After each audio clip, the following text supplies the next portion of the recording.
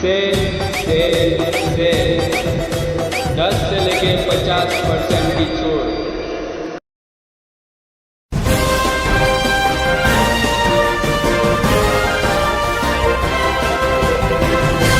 मानव समाचार, मानवता के हक में। नमस्कार, मैं सचिन पाटिल, पुलिस अधीक्षक नासिक ग्रामीण। मैं मालेगांव के मेरे सभी भाइयों बहनों को ये कहना चाहता हूँ कि कल मालेगांव में यानी नवंबर 14, 2021 को मालेगांव में कोई बंद नहीं है। किसी भी पॉलिटिकल पार्टी या कोई भी ऑर्गेनाइजेशन ने, कोई भी संस्था ने कल मालेगांव बंद का ऐलान नहीं किया है। कल यानी 14 नवंबर 2021 को आप निश्चिंत होकर अपने अपने काम पे जाइए।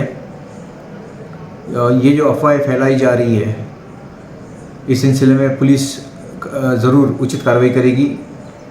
मैं मेरे सारे मालेगांव के भाइयों बहनों को यही कहना चाहूँगा कि कृपया ऐसी अफवाहों में विश्वास ना रखें और निश्चिंत होकर अपने काम जारी रखें।